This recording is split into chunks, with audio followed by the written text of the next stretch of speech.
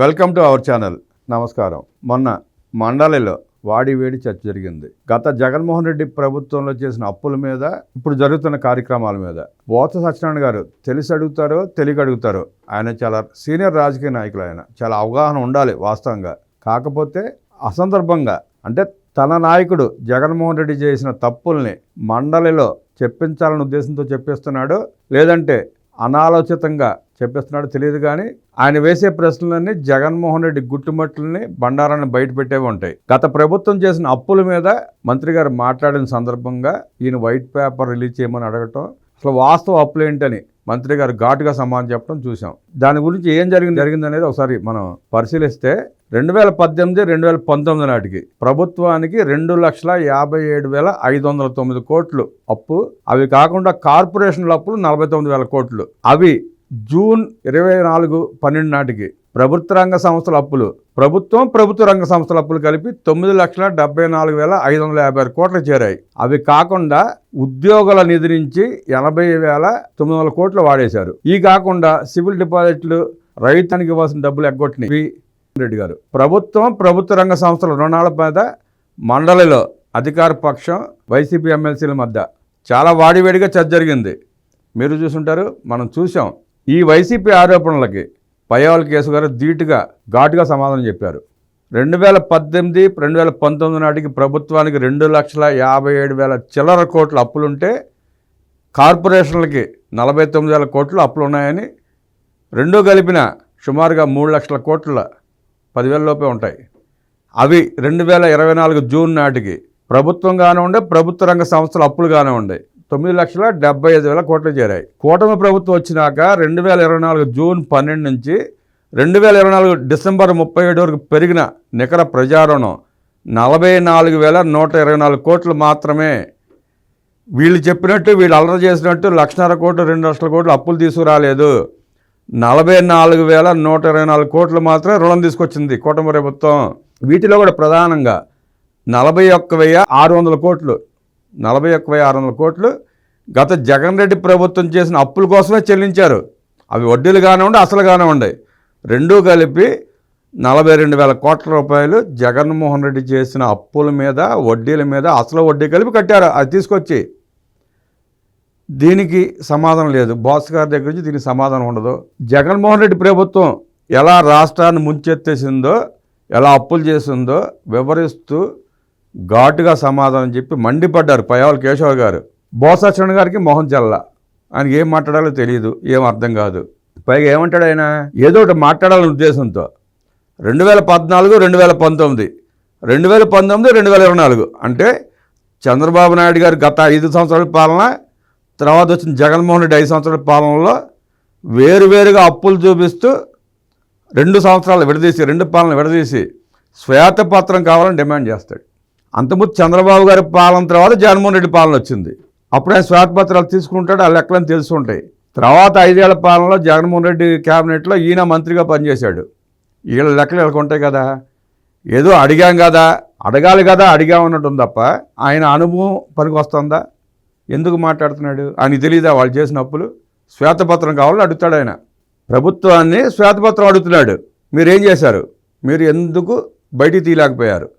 జగన్మోహన్ రెడ్డి గారి పాలనలో అప్పులు మీకు ఎందుకు తెలియదు? అంటే క్యాబినెట్ ఆమోదం లేకుండా, క్యాబినెట్కి కూడా తెలియకుండా అన్ని లక్షల కోట్లు అప్పులు చేశాడా అన్నది ఇప్పుడు ప్రజల ప్రశ్న, ప్రజలకు వస్తున్న అనుమానాలు. పయ్యావుల కేశవ్ గారు ఆయన అడిగిన దానికి ఘాటుగా సమాధానం చెప్తా, ఏజీ నివేదిక ప్రకారమే, అంటే ఆడిటర్ అండ్ జనరల్ నివేదిక ప్రకారమే ప్రభుత్వానికి ఉన్న అప్పులు 9,74,556 కోట్లు. జగన్మోహన్ రెడ్డి ప్రభుత్వం దిగిపోయే నాటికి ఉన్న అప్పులు 9,74,556 కోట్లు. ఇంకా ఉద్యోగస్తులు వాళ్ళు దాచుకున్న నిధి నుంచి కూడా వాళ్ళకి తెలియకుండా 80,914 కోట్లు వాళ్ళ నిధి నుండి తీసుకుని వాడేసుకుంది జగన్మోహన్ రెడ్డి ప్రభుత్వం. ఆ ఉద్యోగస్తులు తెలియదు, వాళ్ళు జీపీఎఫ్ ఖాతాల నుండి అవి ఇవి మొత్తం పోగు చేసి దారుణంగా ఉద్యోగస్తులను వంచి వాళ్ళ నిధి నుంచి 80,914 కోట్లు వాడేశాడు. తర్వాత చూస్తే అక్కడ ఏమీ లేదు, జీరో బ్యాలెన్స్ అనమాట ఆ నిధిలో. మరి అది అప్పు కాదా? ఉద్యోగస్తుల నిధి నుంచి వాడుకునే కూడా అప్పులే కదా. అవి కూడా ప్రభుత్వం వాళ్ళకి చెల్లించాల్సిందే కదా, వాళ్ళకైతే రేపైనా చెల్లించాల్సిందే కదా. అవి లెక్కేరి వీడు మళ్ళీ. ఇది కాకుండా సివిల్ డిపాజిట్లు, రైతుల దగ్గర నుంచి ధాన్యం సేకరించి అవి ఇవ్వండి డబ్బులు, ఆ డబ్బులు కూడా వాడేసుకున్నారు కదా. మనం చూసాం గతంలో రైతుల దగ్గర నుంచి ధాన్యం కొని 6 నెలలు 7 నెలలు బకాలు పెట్టిన పరిస్థితి చూసాం. అట్లాగే ఆ రైతులకు ఎగ్గొట్టిన డబ్బులు అది అప్పే కదా, అప్పు కూడా కూటమే తీరుస్తుంది కదా వచ్చిన తర్వాత. ఇక ఫీజు రియంబర్స్మెంట్ 4,270 కోట్లు చిల్లర బాకీ పెట్టి వెళ్ళిపోయారు కదా, అది అప్పే కదా.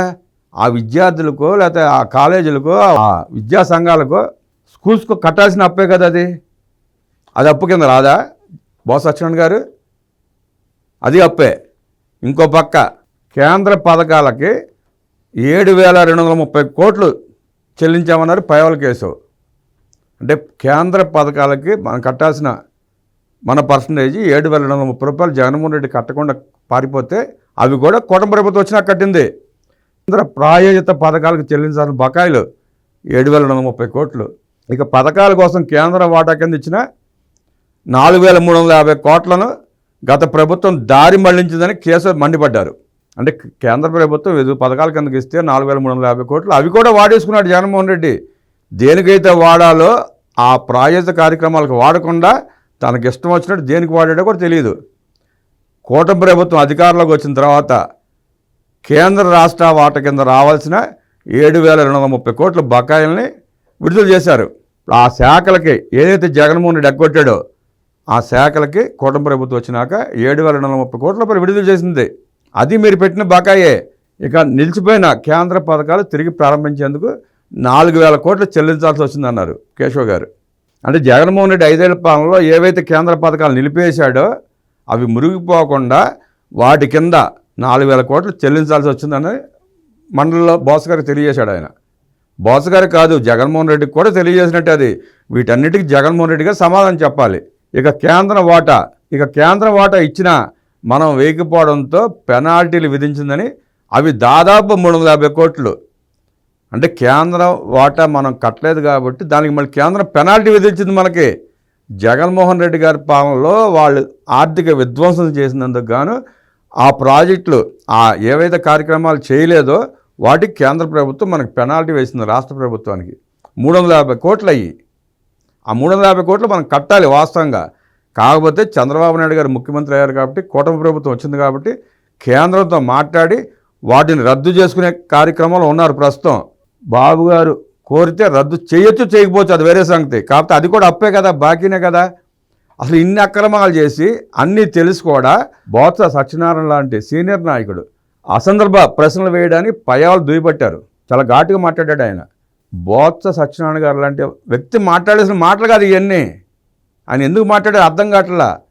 అంటే ప్రశ్నించడానికి ఏమీ లేక మండలిలో ఏదో మాట్లాడడం అనిపించుకోవడానికి, జగన్మోహన్ రెడ్డి మెప్పు పొందడానికి అడ్డదిడ్డంగా ప్రశ్నలు వేయడం, ఆ సమాధానాలు వినకుండా సభ నుంచి పారిపోవడం చూస్తూనే ఉన్నాం.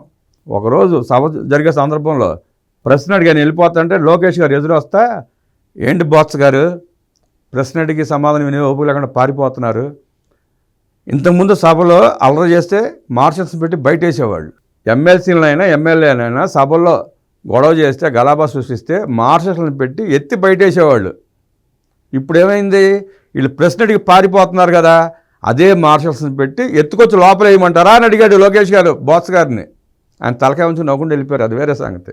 మొత్తం వాస్తవం టోటల్గా చూస్తే జగన్మోహన్ రెడ్డి ముఖ్యమంత్రిగా దిగిపోయే నాటికి ప్రభుత్వ రంగ సంస్థల అప్పులు 9,74,556 కోట్లు, ఉద్యోగుల నిధి నుండి వాడేసిన డబ్బులు సుమారుగా 84,000 కోట్లు, సివిల్ డిపాజిట్లు, రైతుల ధాన్యం డబ్బులు, ఫీజు రియంబర్స్మెంట్ బకాయిలు, ఇవి అదనం. ఇవి కాకుండా కాంట్రాక్టర్లకి సప్లయర్స్కి పెట్టిన బకాయి 1,50,000 కోట్లు. ఇవన్నీ అప్పులే కదా, ప్రభుత్వం చేసిన అప్పే కదా. ఇవన్నీ సుమారుగా 13 లక్షల కోట్లు. 13 లక్షల కోట్లు తేలిని. వీటన్నిటికీ జగన్ రెడ్డి సమాధానం చెప్పాలి. బొత్స సత్యనారాయణ గారు లాంటి వాళ్ళు ఆ ఎమ్మెల్సీలు కూడా మండలిలో ప్రశ్నించడం కాదు, జగన్మోహన్ రెడ్డి ఇంటికి వెళ్ళి చూపించి ఈ అప్పులు ఏంటి జగన్ రెడ్డి, మాకు కూడా తెలియకుండా ఇట్లా చేసావా ఏంటి దుర్మార్గం అని చెప్పి నిలదీయాలి. ఆ తర్వాత 13 లక్షల కోట్ల పైన తేలిని. సోషల్ మీడియాలో కూడా చూస్తూనే ఉంటాం, చాలామంది మాది 5 లక్షల కోట్లే కదా అప్పు, 6 లక్షల కోట్లే కదా అంటారు. తెలుగుదేశం అభిమానులు కానీ, కార్యకర్తలు కానీ, నాయకులు కానీ వాళ్ళు ప్రశ్న సంధించినప్పుడు ఈ వీడియో తీసుకెళ్ళి మొహాన్ని కొట్టండి. ఒక వీడియో పడేస్తే మొత్తం వాళ్ళు చూసుకుంటారు. అసలు 13 లక్షల కోట్ల రూపాయలు అప్పులు చేసి రాష్ట్రాన్ని వదిలిపెట్టి రాష్ట్రాన్ని దివాళా తీసి ముంచేసి ఆయన వెళ్ళి అలహంగ ప్యాలెస్లో కూర్చుంటాడు. ఆయన మంది ఏం మాట్లాడాలో తెలియక అడ్డదిడ్డంగా మాడుతుంటారు. అంటే ప్రజలను ఇంకా మభ్యం పెట్టి కాలక్షేపం చేసే ప్రయత్నం చేస్తున్నారు. అసలు ఇలా ఉంటే ప్రజల్ని వంచి ప్రయత్నం చేస్తూ అబద్ధాలు ప్రచారం చేయడం వైసీపీకే చెల్లింది, జగన్మోహన్ రెడ్డికే చెల్లింది. ఇంకా అబద్ధాలు చెప్పడం, అవాస్తవాలు ప్రచారం చేయడం ఒక జగన్మోహన్ రెడ్డికి, వైసీపీ పార్టీ నాయకులకే చెల్లింది. ప్రజలారా ఆలోచించండి. ఈ అప్పులేంటి అన్న వాళ్ళకి సమాధానం చెప్పండి. 13 లక్షల కోట్ల రూపాయలు ఎలా అప్పు చేశారో, ఏం చేశారో మొత్తం స్టోరీ అంతా వివరంగా ఈ వీడియోలో ఉంది. వీడియో తీసుకెళ్ళి వాళ్ళ మొహాన్ని కొట్టండి.